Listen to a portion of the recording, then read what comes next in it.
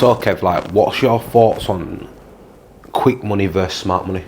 Well, I've always chased quick money and known about smart money because I've been educated enough by people telling me like, oh, you need to focus on long term, everything long term. But when you're young, obviously, there's nothing wrong with chasing quick stuff because you'll learn a lot of lessons that are invaluable. Yeah, so, facts. I'm not telling people not to try things because that's what we're trying to tell people, to try things. And sometimes when you're trying things, you're trying it because someone sells it to you as a quick money making scheme. Never ever actually quick money making schemes because you've always got to put time into. So like if you've not worked for it and you just get it, there's no value to it. It's like trying to build a house without a foundation. Yeah, there's like nothing to it. It's just gonna fall over later on in the future. Yeah. So like if you just get like 5 bags slapped on your lap there and you've not really worked for it, you'll be stupid. You're just gonna be stupid with it. Yeah, facts. Whereas like when you've worked hard for money, like, and it's 500 quid, you think. When I've always got quick money, I've just been a stupid person. Like facts, I have. Just, I don't know why. I just have like. As soon as I get quick money, it's just like, oh yeah, clothes, trainers. But I start buying all the stupid shit. You know what I mean? Yeah. I'm not saying that I've not got quick money and invested before, but when you do get quick money, you think erratic. Yeah. You know what I mean, you do erratic things with that money. You know what I mean? So yeah. I do agree. So my opinion on quick money is it's no good. Stay away from it. But I'm not telling people not to try things if there's a get rich quick scheme and there's evidence and you prove like there's proven facts behind it. I've seen people do stupid shit. Yeah. People have done things before, got really rich really quick, but they tend to go straight back down just as fast. If that makes sense. What I've noticed, is if you get to the top fast, it's hard to stay on top. Yeah, because you're not at that level and experience of what the top feels like. No way. So you fall off. Do you know what I mean? Yeah. And I've done that so many times. Like I've had things where I've just gone to the top like that and I feel on top of everything and I'm like, yo, this is sick. But because I've got there so quick, I've fallen off. Yeah, because you're not ready for it yet. Yeah. Whereas like when I've put time into things, like for example my coaching business, when I put time into building that, planned the launch, obviously got business partners, employed coaches, it's always gone well, and I've got that money, and it's always been really good money that's lasted long. Get rich quick schemes and stuff like that, and taking risks. Yeah, the money's come, but it's also gone just as quick. Or you make like X amount, you might make 5k, lose 10k. So then obviously I'm taking 5k out of other pots to cover the losses because I stupidly invested in somewhere else stupid. For example, there's a lot of consequences that crypto, for example. Yeah. All these meme coins, exit scams, like where people say, oh, put £500 into this coin today, it will multiply later today, whatever. You put all your money in, someone exits and keeps all the money. But then I've put 5 bills into it, that's gone. And then I might think, oh, let me try another coin. So I'm putting another £500 into it. Then next week, you know, you're like a few coins in. But if I spent the time to actually learn how to trade properly and just did normal day trading and spent £10, I might make £500 off a tenner. Blow me away, bro. Yeah, blow me away. What? Blow me away. So, what do you think about drug dealers? It really does depend because I've come across some really nice drug dealers and some dickhead drug dealers. Right, so let's just pretend all drug dealers are the same. What's your view on a drug dealer? Money from a job is like slavery. Companies also selling drugs, which aren't good for you as well. So I think people just have that perspective view where they think, fuck this, like I'm not saving myself about for a 1.6k a month job where I can make 1.6k in a week. Then it's also mad as well because I've come across some trappers that like just don't even trap properly, bro. It's fucked. Like, man, I just sat there and they're just stupid with it, bro. I've seen that too many times, especially youngers and shit, bro. Do you know what I mean? So it's like, yeah, but what is your view on drug dealers? Like, what do you think about drug dealers? I feel like you're avoiding saying the obvious. And what do you think the obvious is? That they're fucking idiots. Because not necessarily. See, that's what that's what I'm trying to get at. So, what do you actually think about drug dealers? Well, this is what I'm trying to say.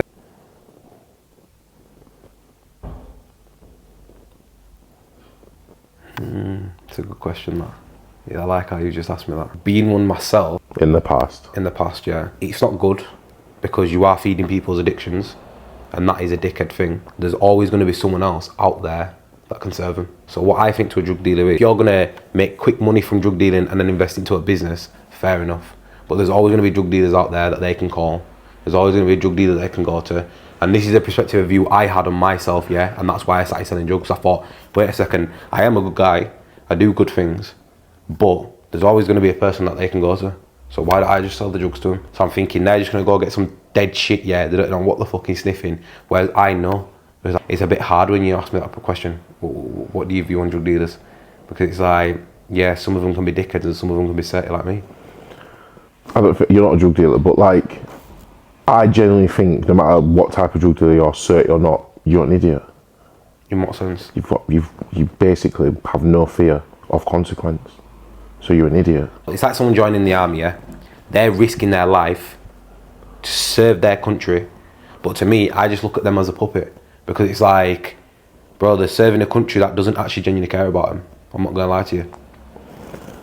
So for me personally, it's hard. You've put me in a sticky situation even asking that question, because That's why I've done it. Yeah, you said you literally went right. Blow me away. Blow me away. What? Blow me away. You went blow me away, yeah. And I did not say a word. You did. Did not say one word, yeah. And the next one came out. So let's be realistic now. So what I do genuinely think, yeah, into drug dealing, it's not good, but everybody, and there's a lot of drug dealers out there. So as long as you're selling proper shit, good shit, then you do your thing, you know what I mean? At least you're not like the motherfucker. I have seen drug dealers, like hipsters and stuff like that sell shrooms, DMT, and that promote healing. Yeah, promote healing. Like, it's like healing your aura and just pushing yourself to be a better person and to look at life completely differently and to look at it from a different perspective of view. It's like having a job. Yeah, you've got a job, bartending. Do you know what I mean? You're going to come across dickhead bartenders and some good bartenders. Yeah. Do you know what I mean? And that's what it's like in every scene or every category of job that you go to. That's what's going to happen. There's going to be people that are shit at the job. There's going to be mutual people, and then there's going to be people that are actually good at the job. Do you know what I mean? So if I asked you what do you think about doctors, what would be your initial reaction? That's also another hard one, because there is some good doctors out there, but there's also some doctors that are just like puppeteers. Like they're just like, when I've gone to like doctors and I'm talking to them about steroids, they don't have a clue. They genuinely don't have a clue. It's like, how do you not have a clue about steroids? I'm there telling them about all my estrogen time. They're like, what's estrogen? They're coming to me like, are you a woman? Are you a transgender? That's what they're asking me, bro. They're asking me if I'm a transgender. It's like, what the fuck do you mean? Do you know what I'm saying? So it's like, it depends. It just depends, innit? Like, you got some good doctors, you got some bad doctors. Right, doctors are legal drug dealers. Facts. I agree. But you think they're stupid? In some sense as well, yeah. So it's like a doctor trying to prescribe me with a COVID. Have you ever been to the doctors before and been prescribed absolute mad shit and thought, what the fuck? No. Never? Never. I have loads of times. My mum won't allow me to do that. Yeah, but do you know if you actually do go to the doctors and tell them you got something, nowadays just slap you with some madness. Yeah, just to numb yourself. And they don't numb it, but like... But it's still there. It's still there. That's what's mad. Because if you come off them tablets, you're going to just feel it 100 times more. Bro, I rang the doctors once, when I was suffering with insomnia not long ago, and they prescribed me codeine, tamazepine, and Zopicone, and all I had to say was I can't sleep. It's mad, isn't it? And I got like three pots of that, yeah. Obviously, I didn't go home and have them all. Just like that. It's mad, isn't it? It's crazy. But then, obviously, the law's a bit like, oh, can't sell drugs, drug dealing, no. But the doctors are drug dealers that don't know what they're doing. I think, they make more money off of drugs being illegal than them being illegal. That's why I genuinely think drugs are illegal. But it's probably because drugs are illegal because the government can't tax them. Yeah, facts. Because they won't be able to control it and tax it ethically. Yeah, literally. So it's illegal. If anything that the government can't tax is illegal. Yeah, that's like if you look at anything that if the government can't make money from it, it's illegal. Yeah. That is how they decide. Sadly, that is the reality of life. Yeah, literally though. Literally.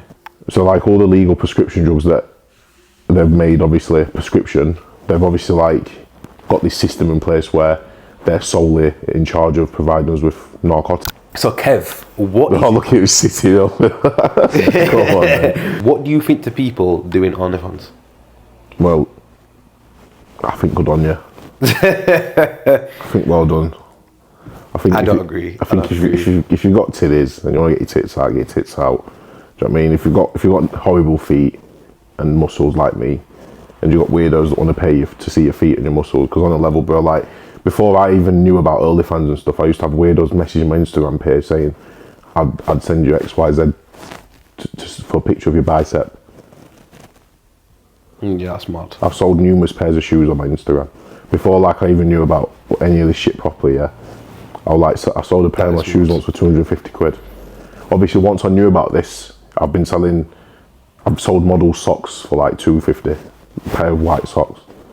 No, that is mental. That is mental. So obviously, what sort of custom is it?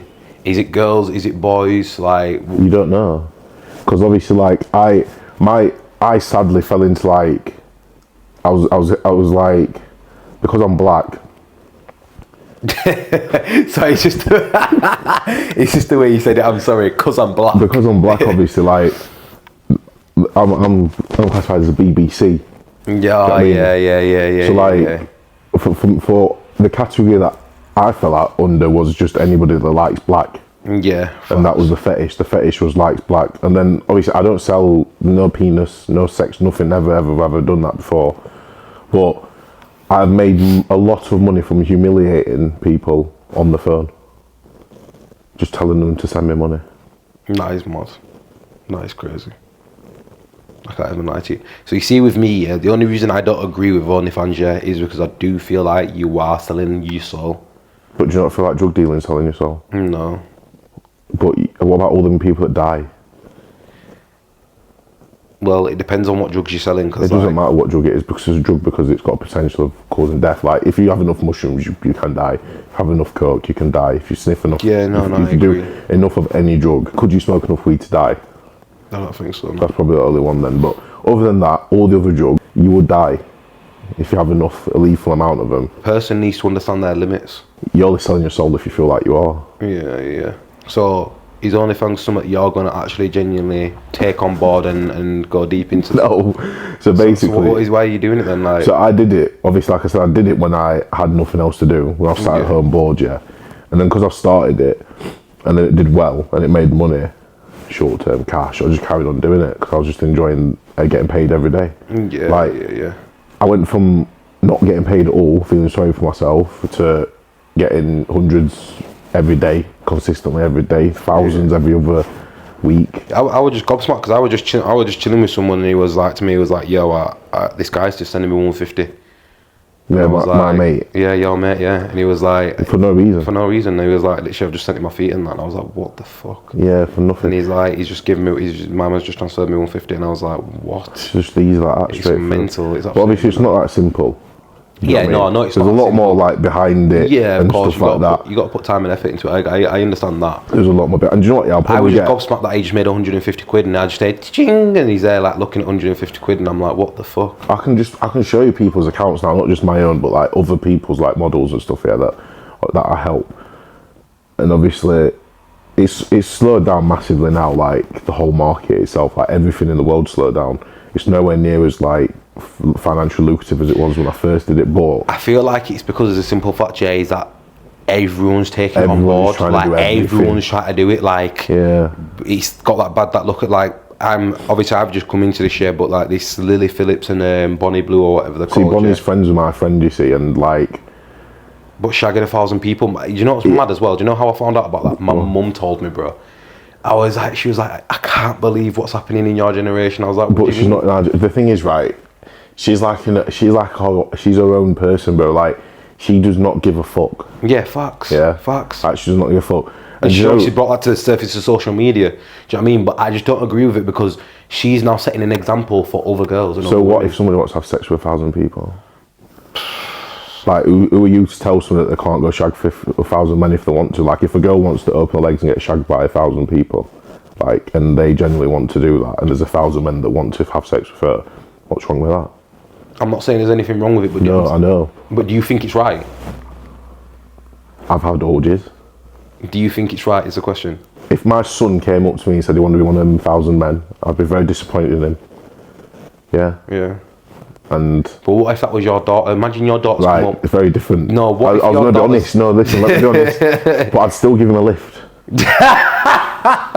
Go on. If it was my daughter, yeah, I'd be sending her to my like great nan in Africa. I've got a very different perspective to this now as what I might have done 5 years ago, just from meeting people in the industry and just knowing a lot of it is fake. Do you know what I mean? Yeah. A lot of this shit's not real. Like, a lot of the stuff that you read and they say is bollocks. Yeah. It is just clickbait, as in, like, you think you see a video of 1,000 people walking into a room, you're going to subscribe to the OnlyFans. Whether or not that video ever exists, you go find out. Yeah. Do you know what I mean? Yeah, literally. And she's done it so well that even your mum potentially might subscribe. Not to watch the videos for whatever reason, but people might be interested to see what it is. Yeah. Money. Do you think a drug dealer can live a healthy life whilst selling drugs? No. And why do you think that is? Because there's no healthy lifestyle associated with selling drugs, because you're constantly around drugs and you're constantly around stress and you're constantly dealing with addicts. And obviously you're dealing with like high volumes or low volumes or whatever volumes of inconsistent revenue. So it's like there's no healthy habits associated with being a drug dealer, because everything that you have to do that is completely negative. So do you think it's healthy do you think you can be healthy doing OnlyFans? No, because obviously you're still selling yourself. Yeah. The daily habits aren't healthy because you're going to make most of your money sat up at night time. So unless you're investing in or getting an OnlyFans agency to run your account and stuff like that, and then it's a bit more hands off and all you're doing is taking pictures and making content. If you're running it yourself like fully, then no, it's not healthy. You can't sleep. You're up all the time and it's just as inconsistent, and you're hungry and you're always chasing like for fast cash, but then it adds up at the end of the month. So that's not healthy either. Like the habits associated to both lifestyles are not healthy. Yeah, so I see people that smash OnlyFans and they've got a nice car, go to the gym. Do you know what I mean? Like, but drug dealers can do the same thing as well. Do you know what I mean? But if you go to the gym at a specific time of the day, this is most gyms. Now is at 10 o'clock and 2 p.m. You can kind of get a setting for who's doing what. To a T. I'm clapping you that for just gold chains and fire tings. Yeah. Gold chains and fire tings everywhere. Come in, I'm just seeing every trapper going. Like every trapper. Any gym that I've been at, you are right. Like when I've been there and I'm training from 10 o'clock in the morning, you're seeing them. You see Nokias on the floor. You see ding ding ding ding ding ding ding ding ding ding. In and out the gym. Yeah. Yo, I'm just in the gym. Call you back. And then you see people walk over to each other, have long chats. Yeah. In between one bicep curl. Yeah. Mad, isn't it? Big chains flying about everywhere. Louis Vuitton. But then saying that, then watches. obviously that's not saying all of them have bad habits. Yeah. Because what we're basically saying is that around that time, those type of people will go to the gym. Selling is so time consuming. If you do have a busy line, you don't have time to cook, bro. You don't have time to clean. You don't have time. Like I used to come straight out the gym, boom, that's it, bro. I was literally just going to straight to a shop to eat. Do you know what I mean? Quick scan. Do you know what I mean? So like obviously, like even if I was trying to eat healthy and clean, like going to Nando's, getting chicken and stuff like that, it's on the go food. It's not the same. It's not the same. Yeah, that's what I'm saying. It's the fats that you don't know about, the oil that they're using behind the scenes. That's it. So habits and money go hand in hand pretty much. Like if you practice good habits over a prolonged period of time, you build a very good income. Yeah, 100%. But you won't. If you have a really good routine, that's what happens. I think 100%. Yeah. And habits come with a routine, so I agree. Yeah, but if you choose a lifestyle and try to like meet those habits to like keep up with it, sometimes you're on the back foot and you end up not making any money at all. Yeah, so like, literally. Before you start chasing lifestyles and seeing all these people doing X, Y, in front of you and thinking, oh, yeah, I'm just going to do it, just think they probably put a lot more time into doing what they're doing. Like the OnlyFans girls and stuff that you see making loads of money, been doing it since 2016, 2018 in lockdown. We're in 2025 now. Yeah, literally.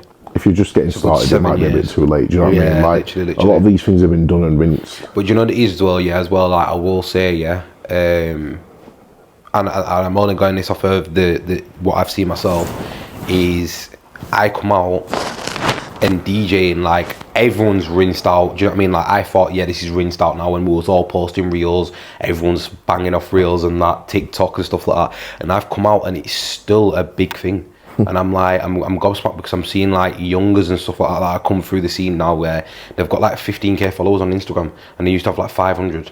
And I'm like, yo, what the fuck? Because they've just put time, effort and consistency in. I do agree, if someone was to come up to OnlyFans right now, all it is that they have to market themselves in the right way. Unless you've already got a following. So obviously if you already have a following, of some sorts, you can monetize it. So there's a lot of people out there with a lot of followers that don't actually know what to do with them. This does not include you, because you've already built a social media platform that you can monetize. But I mean, coming fresh to social media today onto Instagram and expecting a post to go viral is like stupid. It's like it's not happening, not today. Yeah. The algorithm's hard work now. Do you know what I mean? Like, I can read the algorithm out to people word for word exactly what it is. Yeah. Tried and tested, it works, yeah. But it's not as easy as, right, one post, go viral, you're done. Yeah. Like, you have to put that work in. So it's not too late for you to get into it and just like whatever, but there's not as much excitement around new people doing it anymore. It's almost as if it's like, oh, what, another one, for fuck's sake. And so being that new guy is not cool. But then if you're somebody that's got a following and you're not actually doing anything yet, then you can actually you will make loads of money doing whatever you're doing, because you've not yet sold anything to your followers. So if you put something forward to your followers that they actually want to buy, and if you're a girl that looks good and you decide it's OnlyFans, or if you're a boy that wants to do OnlyFans as well, it doesn't matter, and you've got followers that think you're good looking, then I take back what I said, because you are going to make loads of money once, maybe. And then if you keep putting the work in, you'll consistently keep making that money. But it's not what it used to be. Consistency is key. As in, like, you've got to proper work. You got to proper work, 100%. You got to put time and effort in. You've got to, like, see with me with DJing, yeah, I was constantly looking for new tunes, constantly networking with producers, getting dubs sent to me, like spending money on dubs, putting a lot of money, time and effort in. Like, even when I was selling, yeah, I was still missing sales to DJ, because I had to put time and effort into it, especially when I had sets coming up. I was having like 3-4 DJ sets a week. Like, I had to put time and effort into it. Do you know what I mean? To get myself to where I needed to be. Yeah. Do you know what I mean? And that's the only reason I've got multiple big names in the scene that view my story. Do you know what I mean?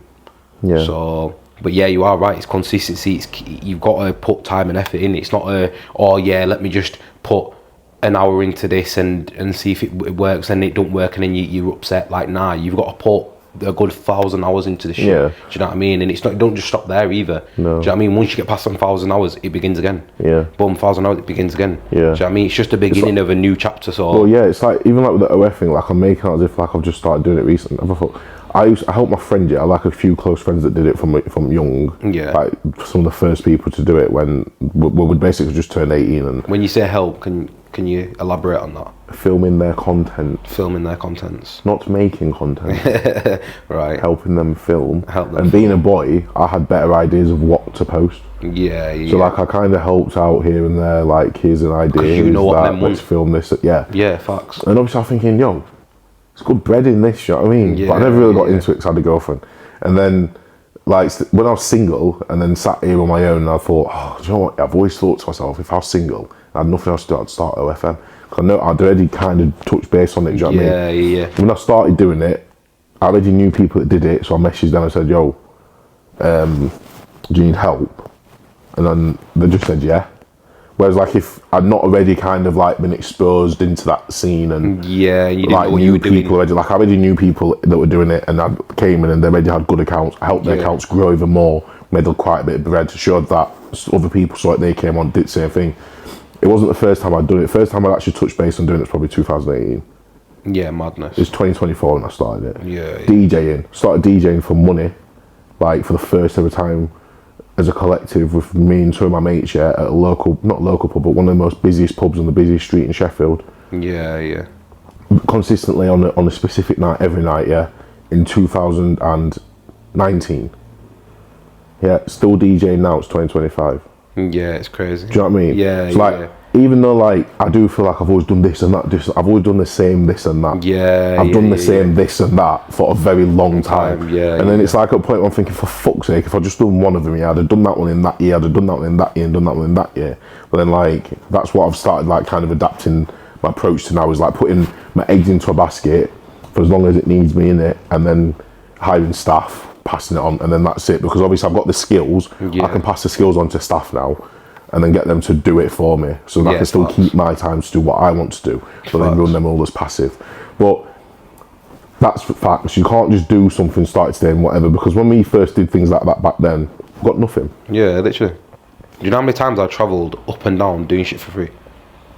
the amount of events, the amount of my own money I put into petrol, going to London and back, time, nothing. effort. I got nothing. I didn't get paid. Nothing. Do you know what it is? Let me take that back, because I feel like I'm being a bit selfish there. Let me take this back.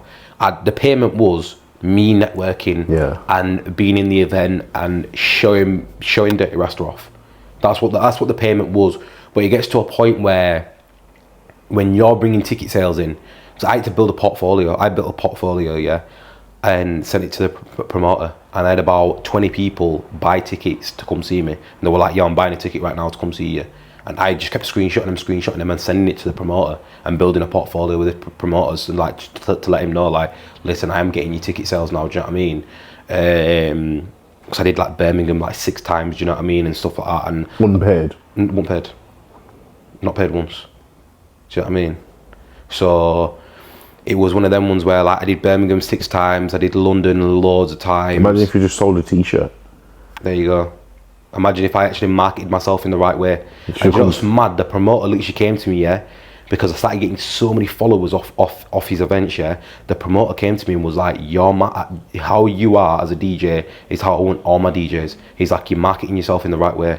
So he liked what I was doing, because of course, why is he not gonna, do you know what I mean? I'm bringing energy, and obviously don't get me wrong, like I will literally, there was just a memory that came up on my phone, yeah, from Leicester Cora Works, and it's like, he will give me good set times. And that's what he will bribe me into. He would give me good set times and stuff like that. And it was like, how can I now turn around and say to him, I want money? Do you know what I mean? I'm a savage. I will tell him. Do you know that day that he said to me, I want all my DJs to be like you? I'd have been like, right, pay up. Yeah, but do you know what was wrong as well? Yeah, is that I appreciate the set times he would give me and everything like that. But I popped up to him one time and I wanted to test him. Do you know what I mean? Because obviously, like, I was still making money, so I didn't care about putting money into it. Do you know what I mean? So I was still making my money. I tested him. I thought, you know what it is? I'm going to tell him that I'm low on money and that I'm struggling. So I messaged him saying, yo, listen, I'm low on money, I'm struggling. And he was like, oh well, we'll just reduce your sets and just come to whatever set you can. Absolute savages, aren't they? He's absolute savage, but he's like a really stingy money maker. Do you know what I mean? Most people at the top are horrible. And he's got good events, chucking good events, making good money off them as well. Do you know what I mean? It's not like he's some nobody that's trying to build up his events. Like, he's got good events. Do you know what I mean? He's popping off in London. He's travelling to Birmingham because he's originally from London, innit? And he's made his way around the whole. So because you were struggling to keep going up and down, which you weren't, he was happy to just fuck you off. Yeah, even though I was good for him. Do you know what I mean? But because he didn't want to pay. Yeah. It's mad. So that's why, yeah, when I got my agent was like, listen, like, I don't want you DJing for this person. Yeah. So he's like, you can that's why you need that type of you guidance. can get money. That's why I loved my agent, because he's like, he gave me that professionalism. He gave me that perspective of view where I was like, oh my God, like, he's right. I need to start backing Dirty Rasta up. Do you know what I mean? I need to start standing on my own feet. And the only reason what I loved about it was because I'd done so many of his events. Yeah, and I got so many followers from his events. Yeah, I had other promoters from that area booking me, and that was the only thing that was good for me. So that's why I actually genuinely left, because I thought, do you know what it is? I'm getting promoters coming to me that all they've done is seen me on a page or seen people gas me up, and they thought, I want his energy and I'll pay for that. Whereas he didn't want to do that. Do you know what I mean? So that's rough, man. Yeah, it is. So obviously, like, you've said before, when people asked you why did you choose drug deal over DJing? You basically, it wasn't a choice, was it? You were just like, DJing, to get paid from DJing, I get paid from DJing, but a DJ genres of music I don't care about. Yeah, facts. Like, I've got to go and do music that I don't care about and learn that. You need to be a versatile DJ. Yeah, basically. I've got to literally play to anyone. Yeah. And you've got to be able to read the crowd. You've got to know what vibe you're in. You need to know. But that's what if you're doing, because obviously there's difference with how you were DJing at events is different to DJing as a job. Yeah, facts. Yeah. Do you know what I mean? So it's it adds up. If you do a 5-hour shift like as a DJ, like, it's your week's wages. Yeah. So you don't actually need to work any other day. What I'm saying. The most I've got paid off a set before for an hour is 300 quid. So imagine if on hourly wages, bro, I'm doing 5-6 hour shifts. Yeah, facts. Obviously, I'm not getting paid 300 quid. So I was DJing so much more when I was DJing for free, obviously. And then when I got my agent, it slowed down, even though I was still getting booked for a lot of sets. But the sets were like, it were like 2 every weekend. So imagine getting paid between 150 quid, 300 quid. You get 150 quid put on an hour, which you enjoy yourself, you love it, but it's not enough money. It's genuinely not enough because money. you need more sets. But whereas like if you had like a residency somewhere. Yeah, I did have I had residencies. No, but like in like, as much as you might not want to do this, but if you just like took a step back from drum and bass and like did like house music DJ, or R&B or something else, that's where I'm at now. then you could be going into different bars. So like, let's say on a Monday you could be doing 3 hours there, on a Tuesday you're doing 4 hours there. So you add it up financially alone. This was just me thinking mathematically per hour, yeah, doing what I enjoy. Like, I'd fuck everything off and be a DJ. Yeah, literally, facts. Do you know what I'm trying to say? Yeah, obviously with me, yeah, it was hard because I was solely a drum and bass DJ, and I'd obviously come off the back of being homeless, paying for myself, having to stand on my own 2 feet, pay for a house, electric bills, food, shopping. How old were you when all these things happened, by the way? So I fell homeless as soon as I come out of jail, so about 7 months, 8 months after being out of jail or something like that. How old were you? I was about 19. I just turned 19, yeah, I just turned 19. Yeah, man. I'd been homeless before, obviously, but yeah, a lot of things happened in my household. I wasn't really good with my mum, bless her, because I love her to pieces. We just didn't see eye to eye because we're from different generations. We have a really good relationship now, which I love, and I adore. But yeah, we just didn't see eye to eye in the moment of time, and there was a lot going on. I had my ex there, which were really toxic as well, which my mum couldn't handle. So yeah, there was a lot of things that were going on. I fell homeless, and then I got into drugs, and that's where I kind of fell off a bit. And then it switched because I was jumping house to house, went from house to house to living in Headingley, and then as soon as I lived in Headingley, that's where my DJing started popping off. I just started posting and boom, I just literally just from there. I got a call. I actually remember it, yeah, because I started crying. Dennis called me and he was like, I remember he called me and I thought, and then he's being like, bro, he's like, how would you want to be booked for his first set? And I was like, what? I was just like, it just didn't feel real, do you know what I mean? I'm hearing this over the phone, I'm like, what? Because I don't even think personally I was even ready for it yet. And then he was like, yeah, I've got you a set at Beaverworks if you want, first ever set. And it was literally because I grew up going to Beaverworks. That's why I got a bit emotional. Do you know what I mean? Because I was thinking, yo, my first set at Beaverworks, you mad? And then that's why the tears started coming down a bit. But that's where it literally started. Yeah, that's where I first started. And do you know what it is as well? Yeah, it's mad as well because I was going to explain this to people as well. Like, I was going to ask people, like, I wanted to ask everybody, like, what's making you thrive to get to where you want to be?